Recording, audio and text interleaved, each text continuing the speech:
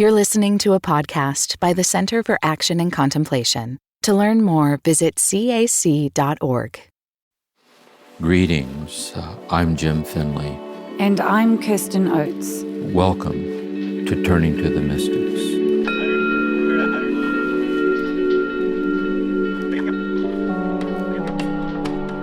Welcome everyone to Season 7 of Turning to the Mystics, where we're turning to the German mystic, Meister Eckhart. In this special coaching session, Jim will present a summary overview of all we've learned this season. He's going to do this by inviting you to draw a diagram and journal as he teaches. So before we get started, you might want to get pencil and paper ready to draw along with Jim. In the show notes, you'll find a diagram that we put together, along with some of Jim's handwritten notes, and those might also be helpful to have with you as you listen. Welcome, Jim. It's lovely to be with you again. Yes, glad to be together again, gathering around Eckhart's teachings. Yes, I'm really looking forward to this coaching session. So, Jim, why don't you get us started? Yes, thanks, Kirsten. I think with each of these mystics and with Meister Eckhart, what we're trying to do is to kind of slowly internalize the teachings, and as they illumine our own path and our own search for God. And what I want to do here is share with you a way that helps me to do that. So I'll share with you this way to do that helps me, and you can consider doing it also as kind of a meditation practice. But if not, just to your own self-be-too, just listen and take it in this kind of poetic overview. And how this works here is inviting you to take a sheet of paper. This is going to be like the cover sheet. And on this sheet of paper, right in the middle of the page, draw a little circle, maybe about the size of a dime, slightly on the right side of the center of the page, halfway up, right in the middle of the paper, about halfway. And right over that circle, write God's ground. Then, right next to it, draw another circle about the size of a dime, just to the left of it, and write my ground. And imagine, the sign for infinity, the number 8 sideways? Yes. Mm-hmm. Draw that infinity so that one of the circles is in one circle of the circle 8, and the other side of the 8 is in the other side, so they're kind of together in infinity, like this. And imagine that ground, that oneness in the ground, now is like the center of the face of a clock. And we're going to go around the clock, starting at 12 o'clock midnight. And with each point on the clock, I want to give it a name, just like a short phrase or name. It corresponds to the name we gave it in the Eckhart, on the talks on Eckhart. Then, off to the side, take another sheet of paper and title that sheet of paper Midnight. So that's going to be my reflections on Eckhart. And you can go back and listen to the other reflections on the ground at midnight and add those. And then if you care to, you can get like a 3-ring binder and add your own insights, like a journal, like an Eckhart prayer journal. And so we'll go around the clock this way. Lovely. Starting with midnight. And so midnight is God's ground. So then off to the side, how I did, take a separate sheet of paper and title that paper Midnight. So these are the reflections in on the ground. The ground of God, Eckhart says, is like a silent desert. And it's really the infinity of God beyond all distinctions. So this is prior to and beyond the Trinity. This is like an infinite simplicity, an infinite silent hiddenness, like the abyss-like ground of God. We might think of it as the lofty depths of God. So just on the sheet of paper, you would write the ground of God. Then off on the side, you would write out this depth, this silent desert, this utter boundaryless stillness. Then starting to move around the clock, 1 o'clock is then the Trinity. And so you get a sheet of paper and title that paper the Trinity. So the Trinity is that this eternal stillness of God and the Godhead is eternally in motion, a poetic motion, which he calls bollatio, like a boiling. And it's the Trinity. So the Trinity is divine relations of knowledge and love, such that intimacy is the first manifestation of the unmanifested mystery of the ground, as God is the Trinity. That in the Trinity, the God the Father, God is origin. God is origin of God. So through all of eternity, God the Father is eternally expressing the infinity of himself, the infinity of God, the infinity of herself, as the Word. And so the beginning of the Gospel of John, in the beginning was the Word, and the Word was with God, and the Word was God, the Logos. And the Father and the Son's life is they contemplate each other. The Father contemplates himself in the Word in the Father, and the infinite love that arises from that infinite communal knowing is the Holy Spirit. And that's the Christian revelation understanding of the interdivine life of God's life, the Trinity. Eckhart uses that same Trinitarian imagery, and he expresses it in feminine form. And he said, God the Father is like a woman in labor, eternally giving birth to God. So God's giving birth to God like the birth, interdivine within God.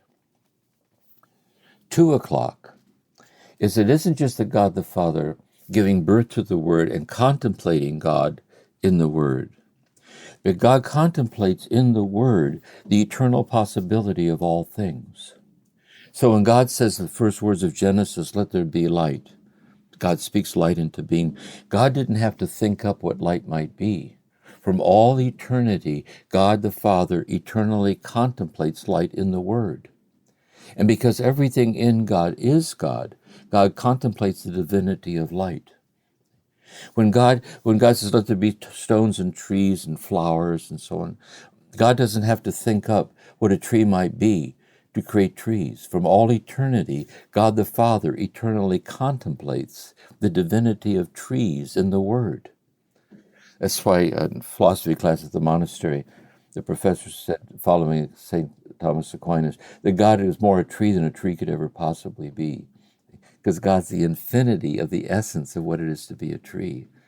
So too with water, so too with fire, so too with the smell of the sound, that smell right after a rain.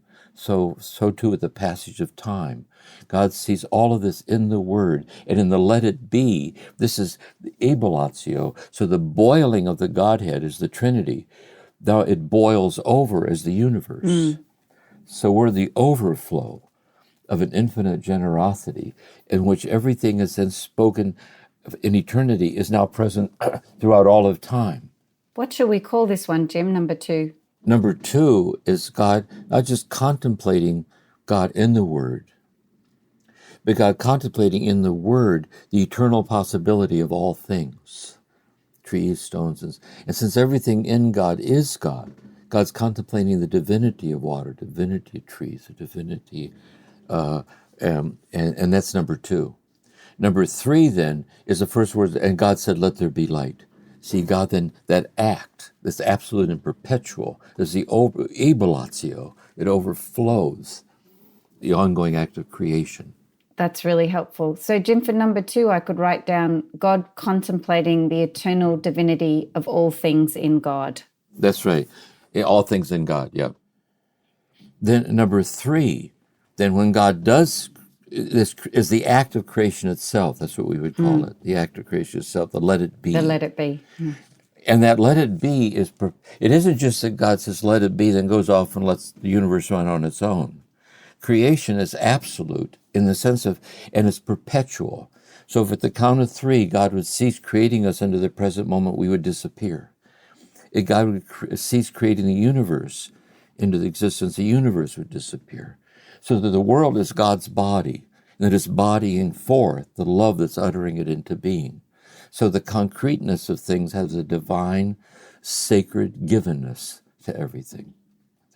In the world of nature, the realm of rerum natura, the realm of things. So I'm calling that one, Jim, the perpetual let it be.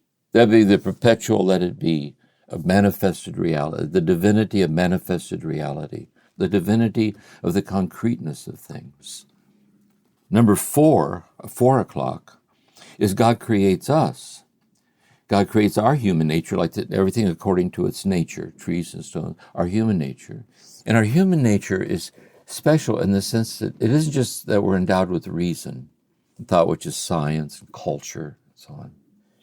But also God creates us with the capacity to recognize that we're God's manifested presence.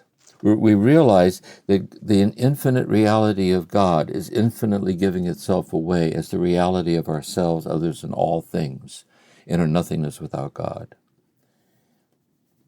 The generosity of the infinite is infinite, and we are the generosity of God. We are the song God sings, as is the world and the passage of time and everything. And we would say then, in the story of Adam and Eve in the garden, like this poetic mythic story, we would say then that Adam and Eve in the garden, it isn't just that they were granted in human nature the powers of the soul, that's the power to understand, the power to remember, the power to love, but they were also able to live in the light of the ground, like the ground was shining out through their powers. So they saw the divinity of everything, the divinity of each other and of themselves and of the whole world. And they lived in this state, this primordial state of the powers being illumined by the ground and living the life in the light of the ground, like this. At 5 o'clock is the fall. But the fall here is kind of archetypal, it's poetic, because the serpent said to Eve, see, God says you can do whatever you want here, it's all yours. It's right in the middle with the tree of the knowledge of good and evil. You can't eat this. So when the serpent speaks to Eve, says, if you eat this fruit, you'll be like God. Now the point is they already were like God, in the image and likeness of God. But he was offering, Satan was offering, she was offering, he was offering, that it was possible to be like God without God. And they took the bait. In AA, they talk about self-will run riot. And it's the gift of human nature, the gift of freedom. Because unless we're given not just the gift of recognizing that we are God's manifested presence, we're also given the gift of the freedom to accept that we are that. Because love is never imposed, it's always offered. And so the risk of that freedom is it goes awry. And the fall, then, is trying to be like God without God. So then at 6 o'clock, then, is where we appear for Eckhart. So this is our situation. So God, the ground of God is within us, is our own ground, hidden deep within us. We're given the power to understand, the power to remember, the power to love, to desire, the will. But the powers of our soul have become exiled from the ground. That's why in the Advent sermon, Eckhart says, what the soul experiences or what the soul acts and achieves, the soul achieves with its powers, but not with the essence or the ground. So because we're acting out of our powers, exiled from the ground, we tend to think we are nothing but our powers. And we believe that we're real all by ourselves. And we have to get through the day as best we can. And this is why then it isn't just that I'm struggling with the whole of what I understand and what I don't understand or hope to understand, what I remember but I forget and I don't remember and I hope I remember, or what I desire and what I love and what I don't love and so on. But because I think that's all that I am, in the passage through time, in the approaching of the inevitability of death and fleetingness, I'm filled with fear. And therefore I cling to this illusion of myself of being real without God, and that clinging further closes off access to the ground. That's 6, that's the state. And for Eckhart, then, the word for this would be dissimilarity.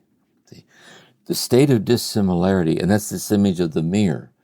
The image of you in the mirror thinks it can be real without you. And it's like trying to be real without God, and we're images of God.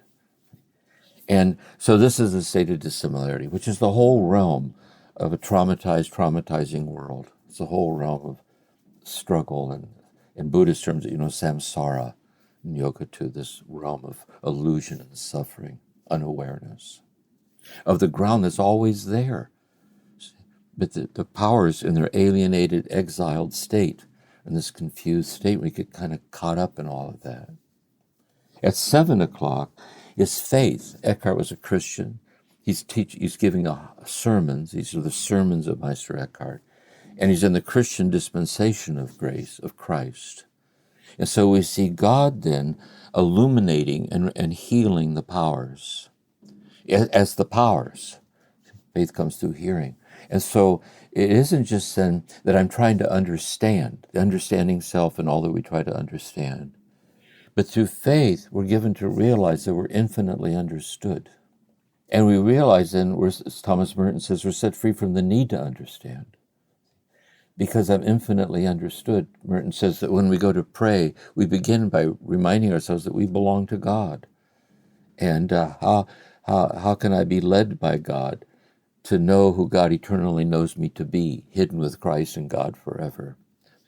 And in my memory is healed. And that I know that God will never forget me. Everything real. So God knows we're having this talk right now. We're together. And God will never forget this. So when we die and go into God, we'll go into this moment forever. That the fleetingness of every moment is eternal in God. It's forever.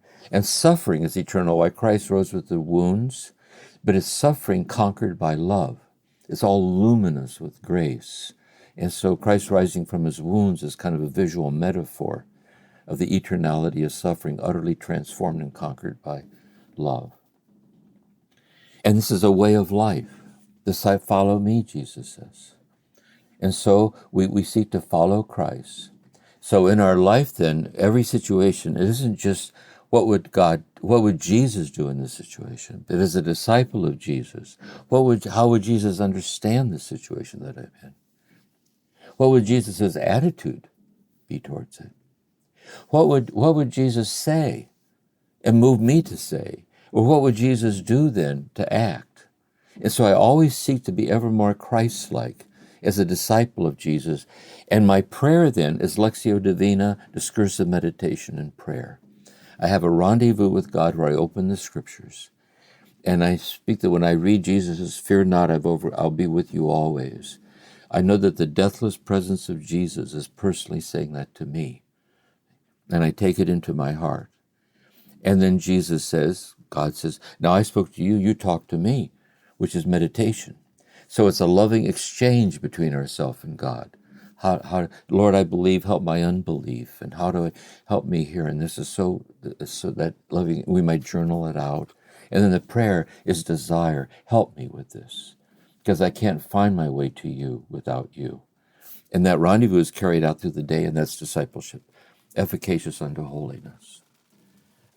So then as we ripen in that faith, so we deepen in humility, we deepen in gratitude, we deepen in patience, we deepen in amazement.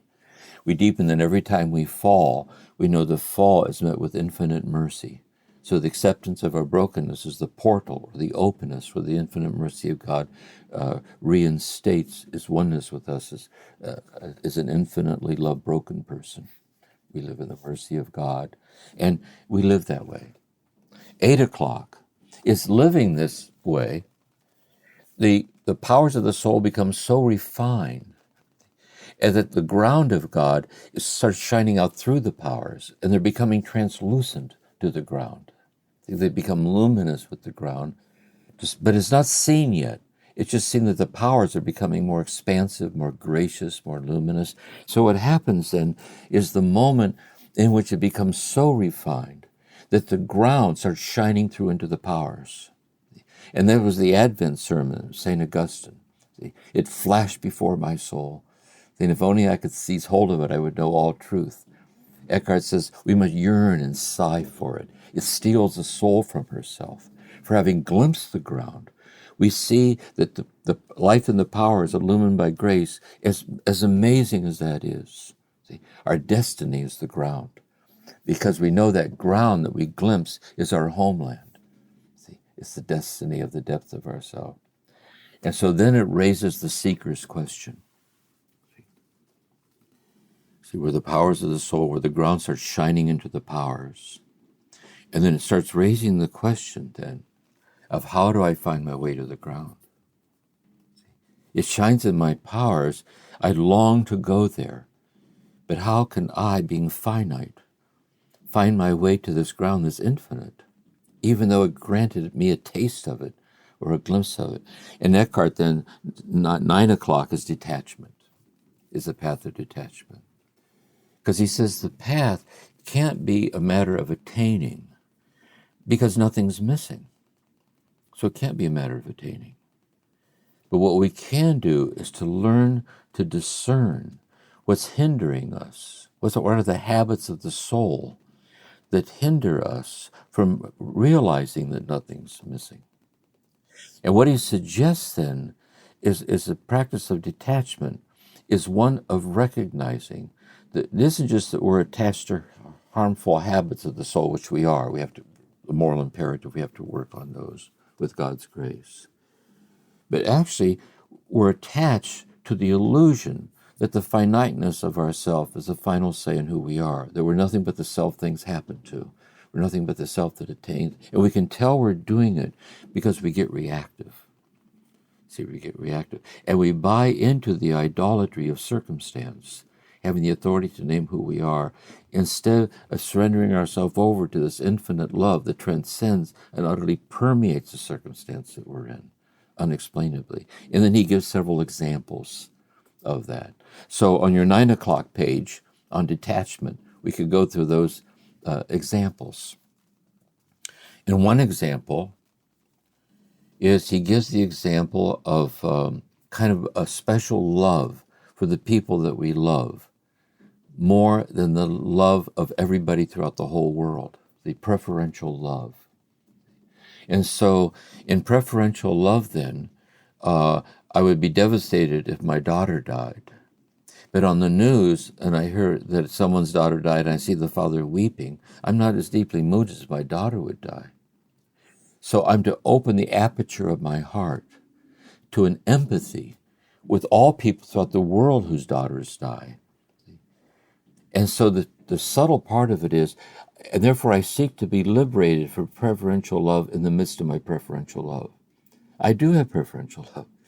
But preferential love doesn't have the final say in what my love is, because I'm more and more opening my heart to let the world lay claim on me, this empathy. Likewise, another example he gives is when we're in the midst of a project, in the process of time, and then we're invested in the outcome of the project. Will we finish it on time? Will it be the way we want? And so on.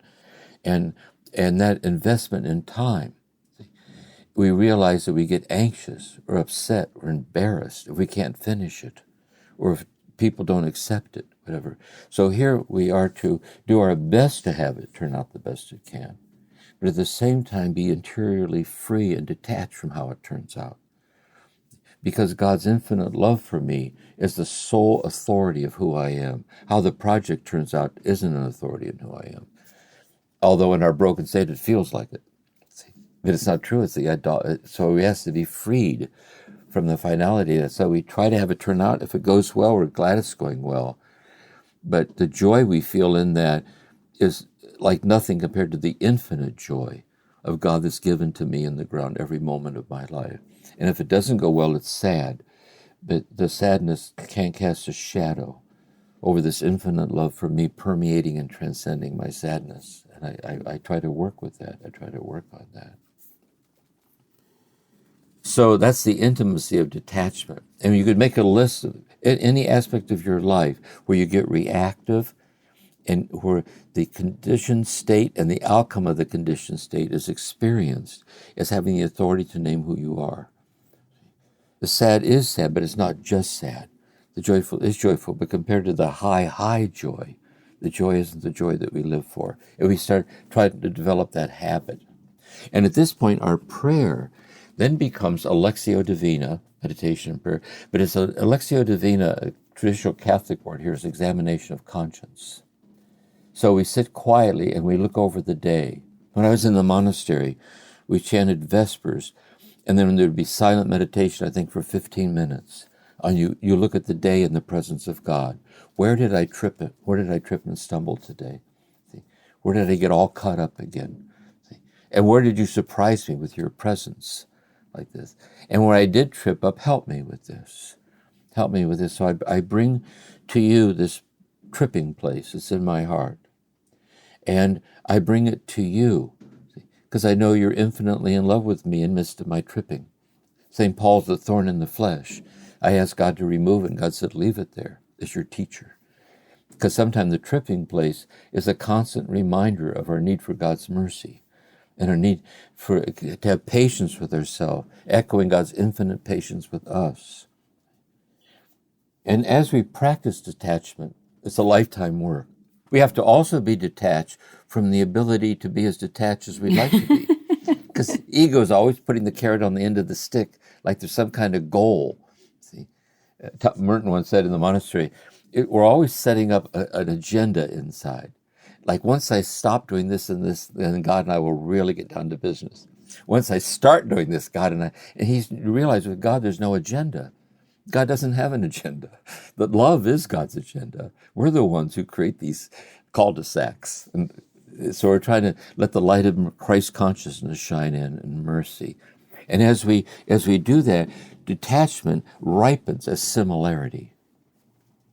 And similarity, and he uses the example of the just person. And he said the just person really, like, drawn to justice, has no life of his own. She has no life of her own. She's transformed and lives by what justice is. And so we might use the example of Dr. Martin Luther King as a concretization of justice. They had no life of his own. Or Mother Teresa of Calcutta, as she had no life of her own, she became compassion. Like that. And although they had no life of their own, when you're in the presence of people like this, you feel you're in the presence of someone who's discovered what all life is about. So that's why I say then, in similarity, find that act, find that person, find that relationship, find that creative activity, find that form of service, find that form of acceptance of long-term suffering, find that surrendering yourself over to the divinity of ordinary details of the day, such that when you give yourself over to it with your whole heart, it unravels your petty preoccupation of yourself and brings you strangely home to yourself, near your origin, near the ground, like this. And so this is a life of similarity. And the thing about similarity is that it breaks. Because he says we can turn away from justice, and if we turn away from it, it becomes just legal. So we have to transcend being legal and restore justice. But even the break is accepted with mercy. It deepens our humility. And then this ripens at 11 o'clock into identity. And this is that poetic metaphor of identity of music. So when Isaac Perlman plays, he plays with such surrendered rapture. The music isn't coming from him, but the beauty is flowing through him.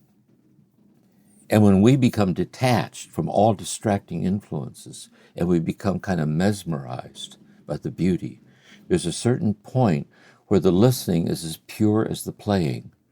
And it's no longer true the soloist on one side playing and one on the other side receiving. There's just the rapture of the music that transforms us into itself. And he said to realize that's God. In a state of, we are the song God sings. See, this is the music of the divinity of our life. And as we freed ourselves from attachment, there's like this identity where we and God mutually disappear as other than each other. And there's a symphonic, kind of intimately realized, ever more habitual state. It isn't, I think, an identity, it isn't that it doesn't break, but even when it breaks, it never breaks. So when Teresa of Avila, the image we gave, the seventh mansion, and she's a little cart, horse-drawn cart after a big rain, and it's coming up the other side, and the cart tips over and she falls in the mud on her hands and knees and says, Lord, why are you letting this happen to me? He said, Teresa, this is the way I treat my friends. He said, no wonder you have so few. See? So even, and I think this is also an understanding of acceptance of death, the stages of dying, denial, bargaining, depression, anger, and so on.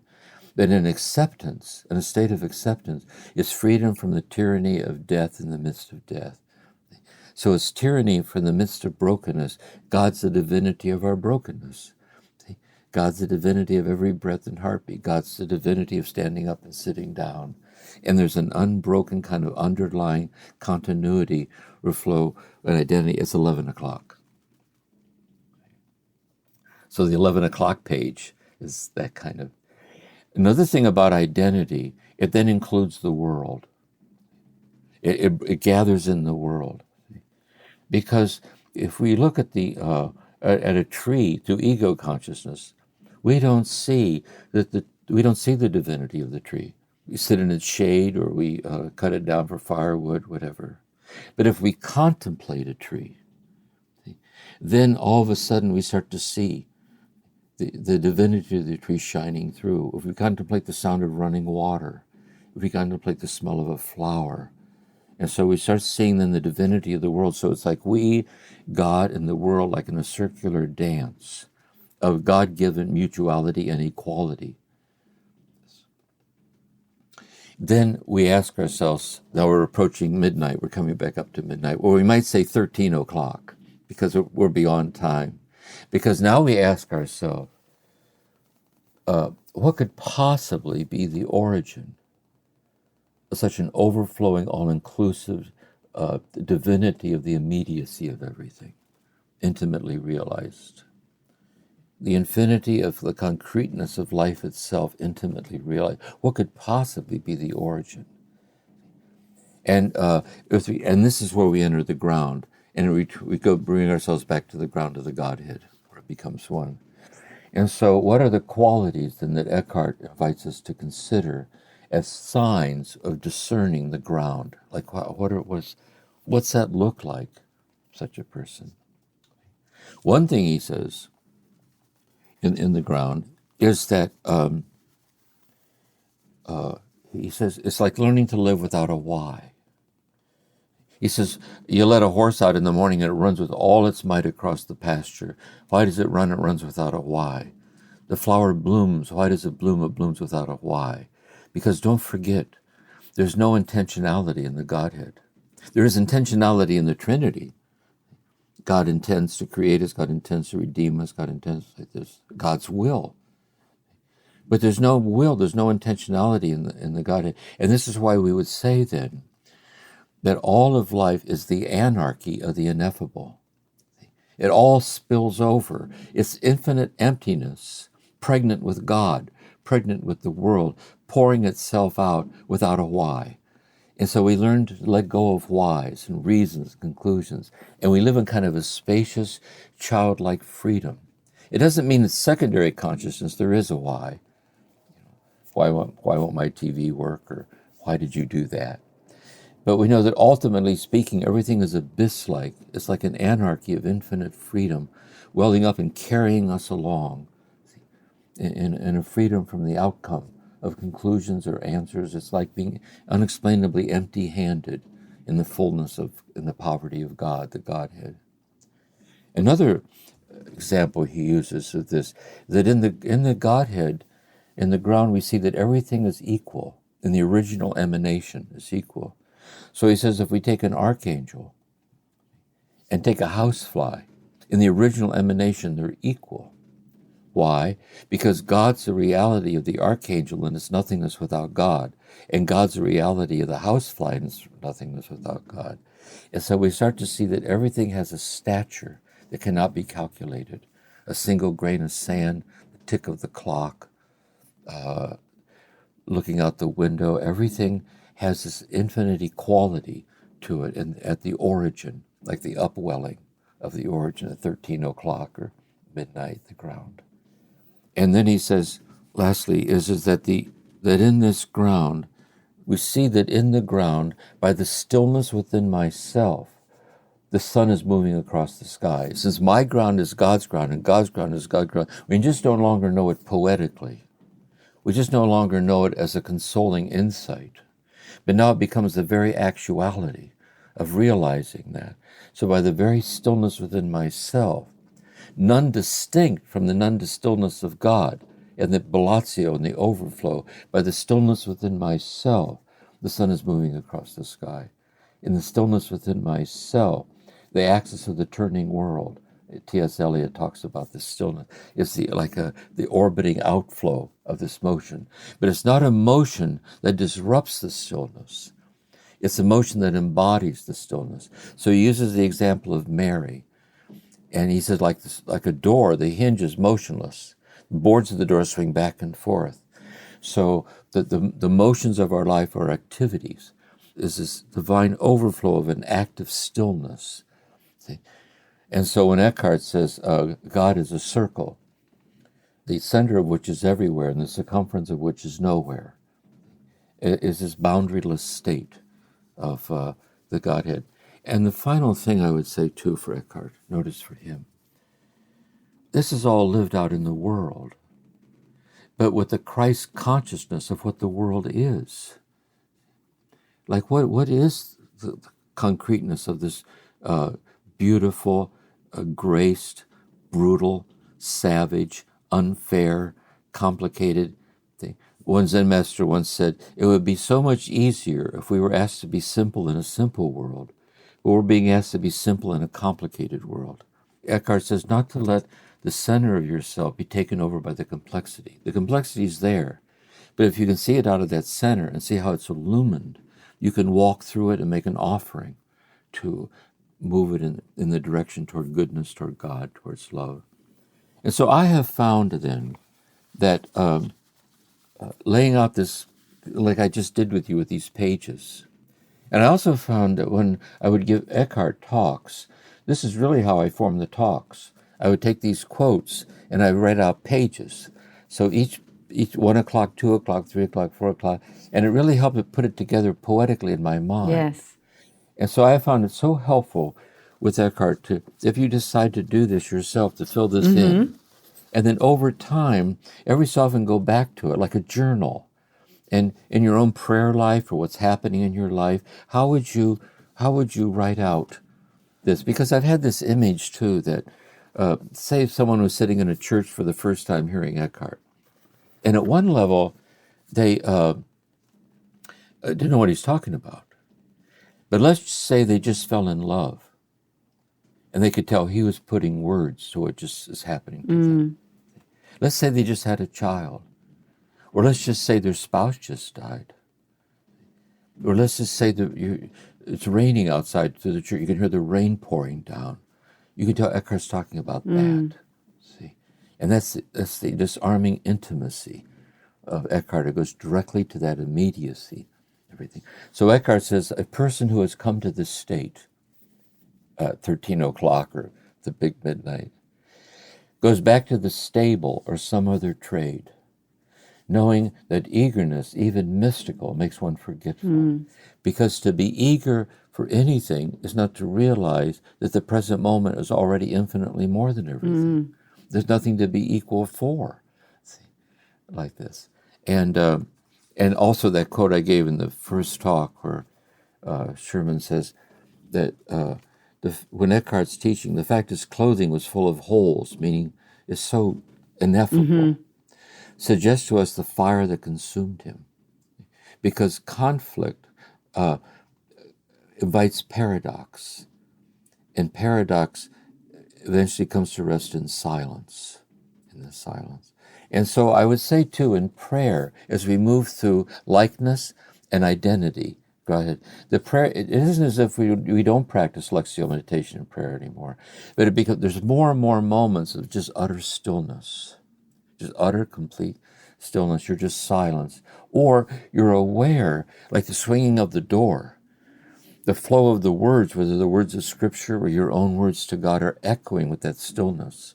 They echo with it's like a prayer, like the monks chanting the Psalms, that all words have this divinity or flow to them. So that's my offering, and how I found it helpful to sit with Eckhart. Well, it's a beautiful offering, Jim. Thank you so much. And if it's okay, I'd like to go back over the elements of the diagram with you. So we started at midnight or 12 o'clock with the ground. 1 o'clock is the Trinity. 2 o'clock is God contemplating the eternal divinity of all things. 3 o'clock, God's perpetual let it be, bringing all things into existence. 4 o'clock, God's perpetual let it be, creating human beings. 5 o'clock, the fall.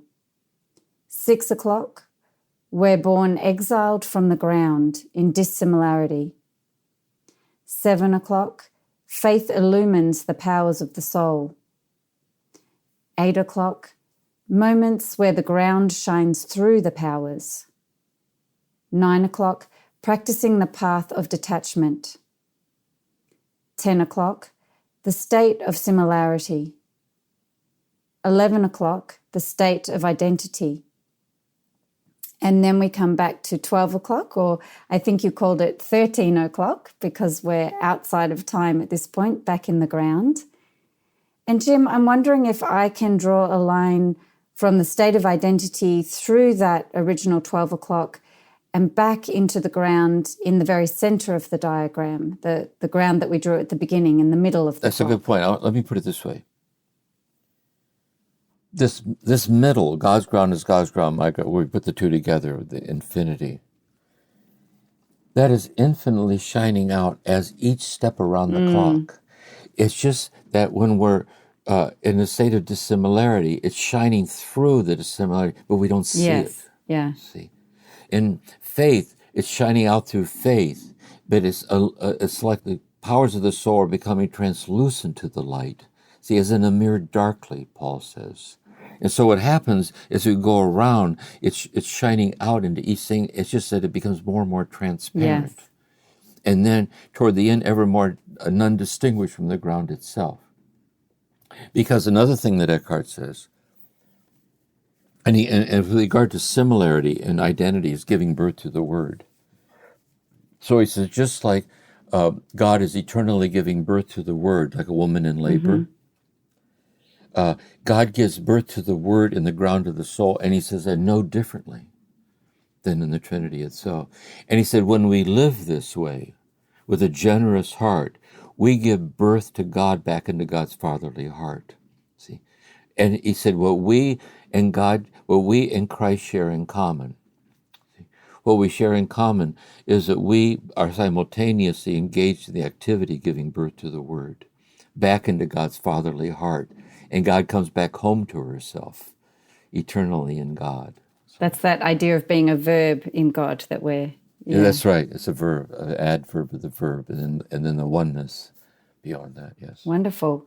So what I see then, if I look at the diagram starting at midnight with the ground, that the origin of everything is the ground, and then the end point of everything is the ground. And then if I take my line down to the middle, that's like the engine of the whole thing is the ground. Yes, exactly. Here's another way to put it, the way Sherman puts it too, is that the Godhead is the pre-originary origin.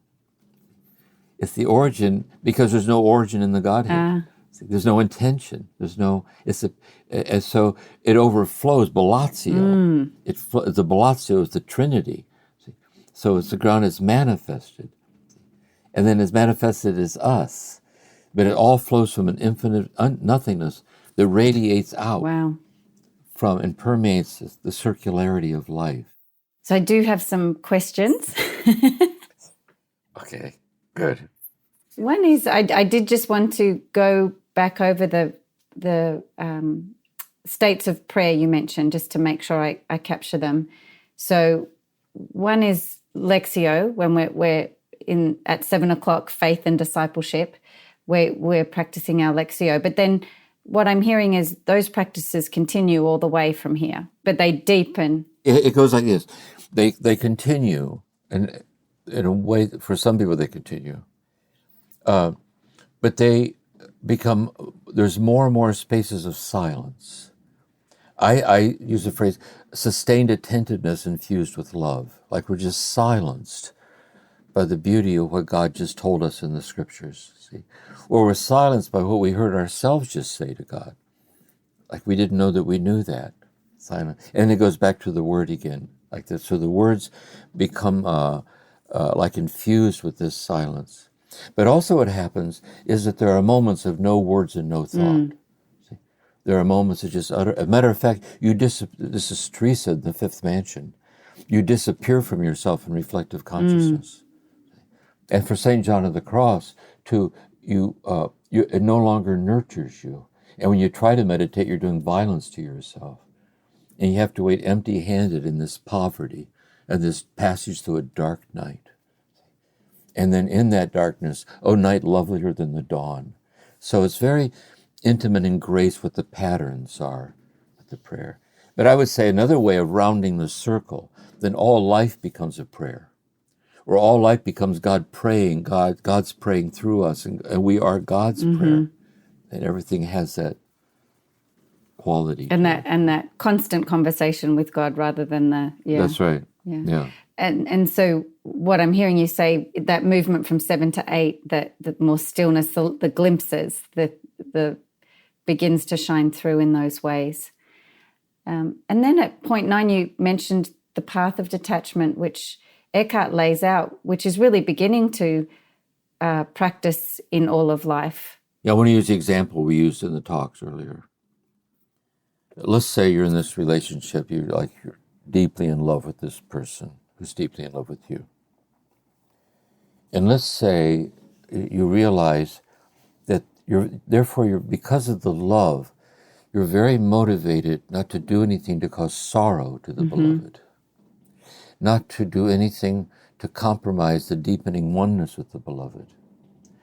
And therefore you know that there are habits of your heart, maybe half-heartedness or pretending you're listening and you're really not, or not following through and being attentive to the person. And as you become aware of that, you're very motivated to liberate yourself through love. And also, when you slip and fall, as you do, you bring it to the beloved and acknowledge it, like making amends. You bring it to, and therefore you make your look, I know this and this and this, but I can't. I wish, but I just can't, but I love you so much. But I want to, and knowing that I want to, I so appreciate your patience with me as I learn to be patient with myself. And that very willingness that I can't itself is a kind of intimacy. And when the partner responds back and mirrors that, I think that's kind of that's why the nuptial mystics, John of the Cross, that's why they saw marital love. Where Eckhart sees it more as the mind. See, he sees it more as an experiential understanding. He sees it more as infused with love. Yeah, that's helpful. And what I'm seeing in that example is that the love is already there. It's just not being expressed and manifest. So you're trying to detach from the things that are in the way of being in the flow of the love that already is present and existing between the two. That's right. And it's this thing, too, in all these mystics, too, is where the mind descends into the heart. And so it's a loving knowledge. So the one we know is the one that we love. The one we don't love, we don't know. And so it's a loving knowledge, and the two are actually in a reciprocity with each other as this loving knowledge. Yeah. So it's a detachment from the things that get in the way of the flow of love in the world, which is God. And it's also what I've heard you say too, Jim. It's a yes. It's like there's a yes to that love, which you're living your life as a yes in a way, trying to orient.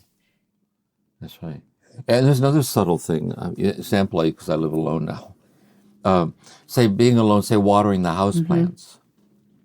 I don't think Eckhart has in mind where you water the houseplants going, oh my God, God's the infinity of this plant. God's the infinity. Oh, I got to go sit down. My head's spinning.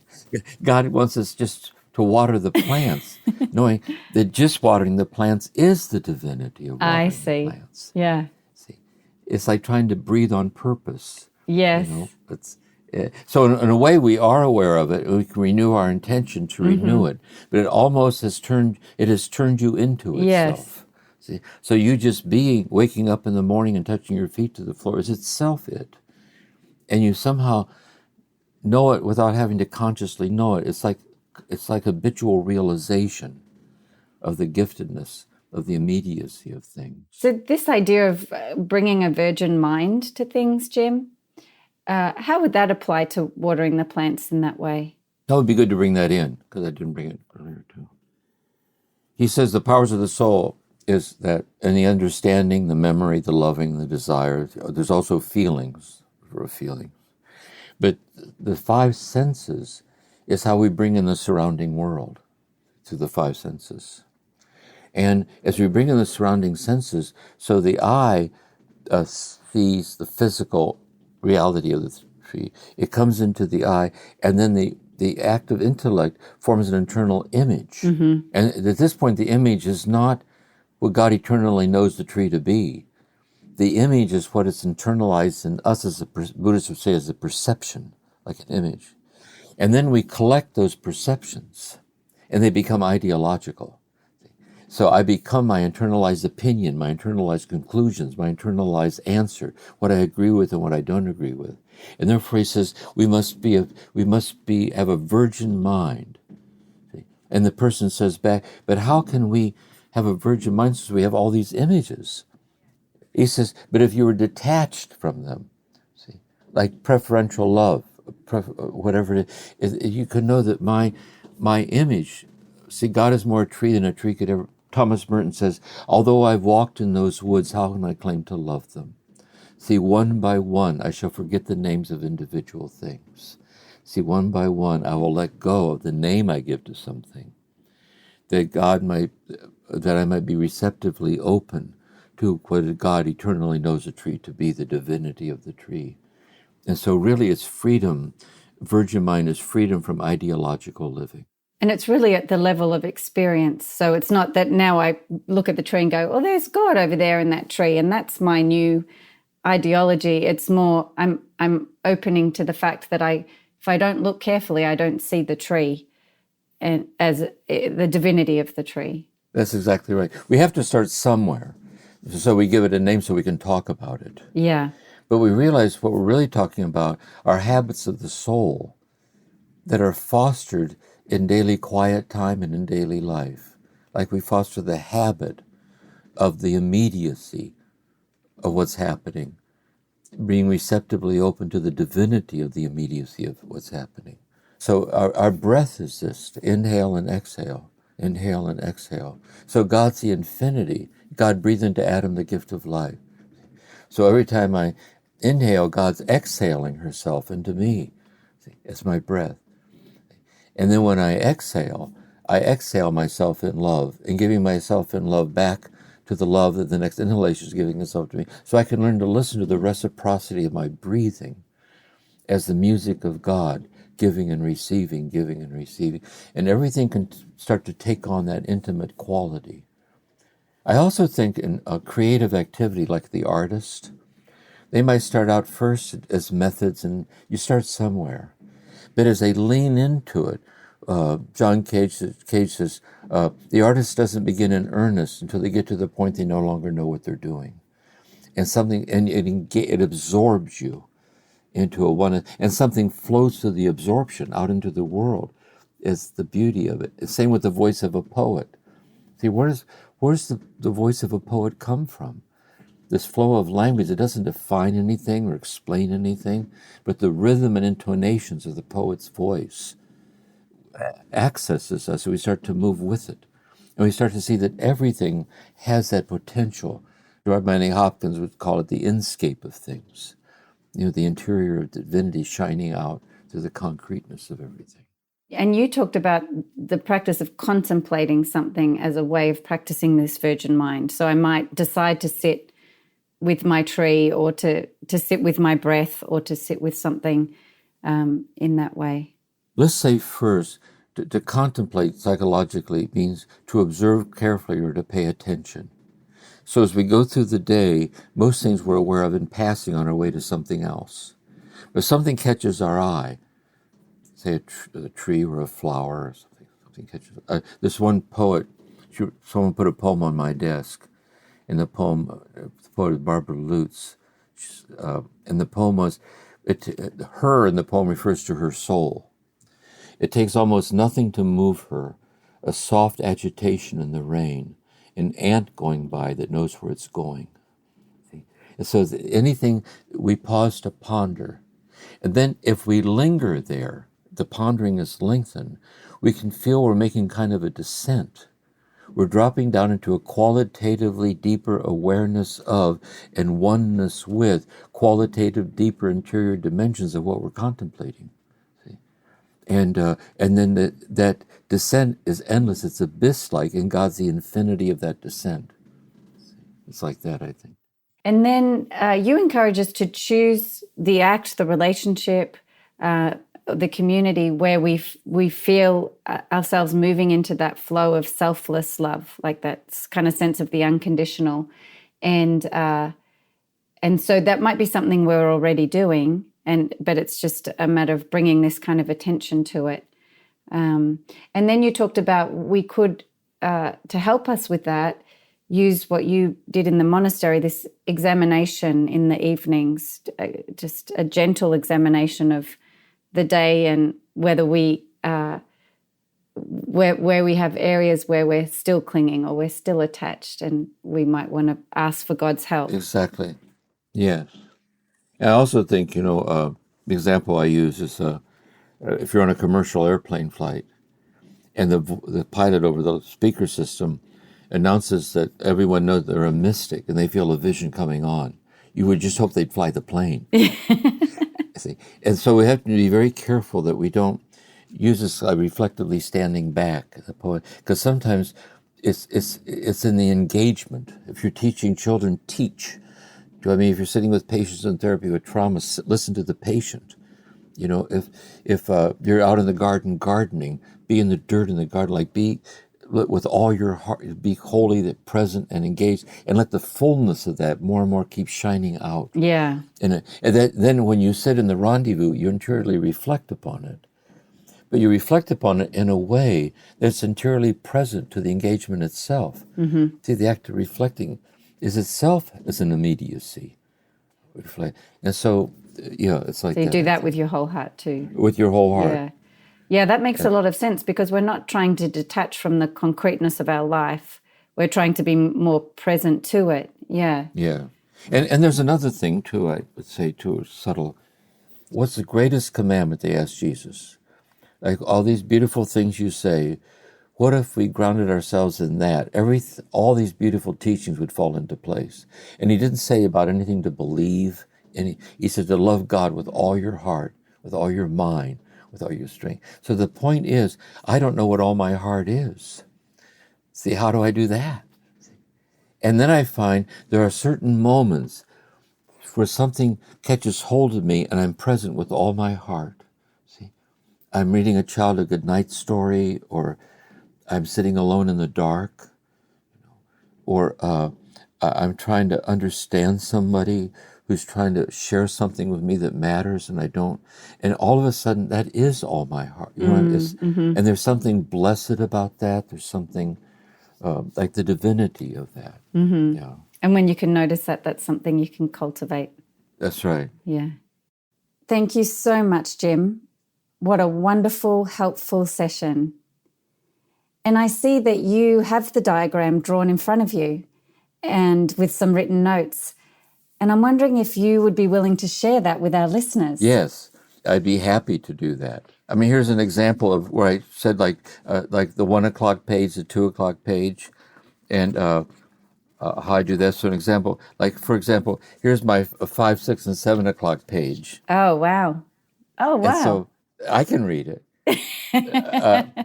So anyway. It's shorthand. It's your shorthand. Yeah, yes, exactly. Yeah. Yes, yeah. So wonderful. I'm sure people will really enjoy seeing that. I know I love seeing the way you put your notes together. And so that's really helpful. Thank you, Jim. And then also we wanted to pop in the show notes some other resources for people that might want to pursue Eckhart further beyond this season of the podcast. So other sources, if they want to pursue other sources, one, at this pastoral level of trying to make it as clear and accessible as possible, some years ago, I did an audio set with Sounds True, the teachings of Meister Eckhart, Indestructible Joy.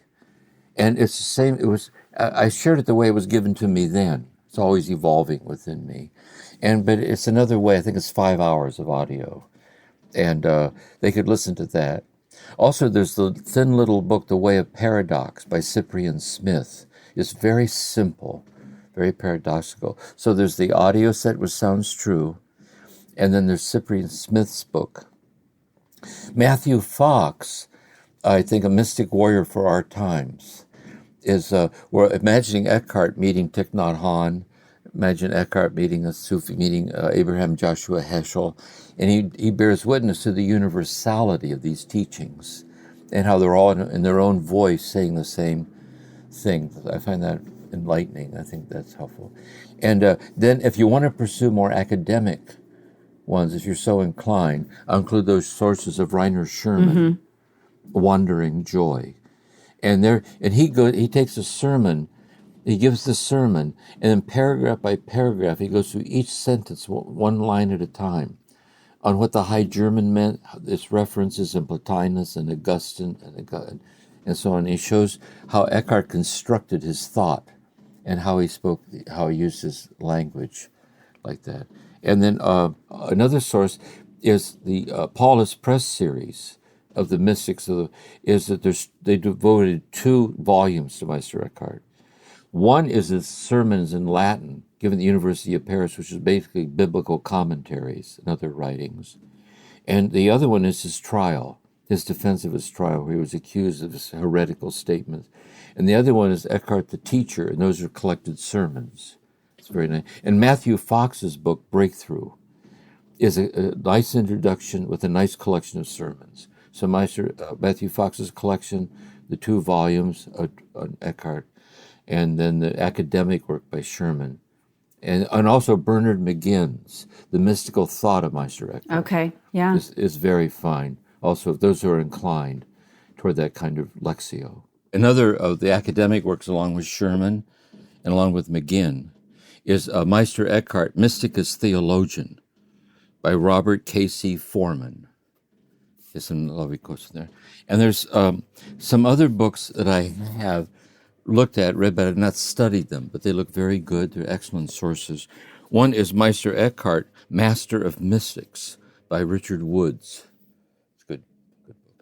And then another one is Meister Eckhart, Mystical Theologian, by Oliver Davies.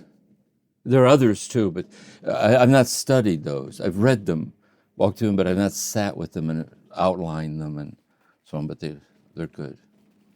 Wonderful. Well, that will be a big help to anyone who's hoping to continue to go deeper with Eckhart. And so thank you for that, Jim. Oh, I would say too, each person, sometimes different reasons mystics strike us more deeply than others. And the same thing would hold with all these mystics. You could read the text itself and then in-depth commentaries, like doing deep Bible study, doing deep mystic study. And I'll write it out, listen to it within yourself, yeah. Well, Jim, thank you for an incredibly helpful coaching session and for giving us those resources for people who'd like to look further into Eckhart. Just a wonderful session, a wonderful season so far. And I think today is going to really be a gift to everyone. And so thank you. You're welcome. Thank you for listening to this episode of Turning to the Mystics, a podcast created by the Center for Action and Contemplation.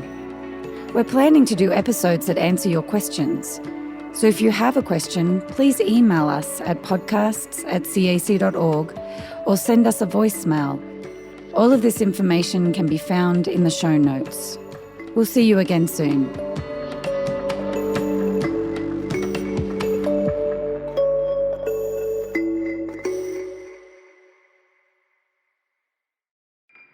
Do you feel called to walk a more contemplative path? The Center for Action and Contemplation is an educational nonprofit supporting the journey of inner transformation. Our programs and resources will help grow your consciousness, deepen your prayer practice, and strengthen your compassionate engagement with the world. Learn more about our resources, such as publications, podcasts, email series, and events at www.cac.org.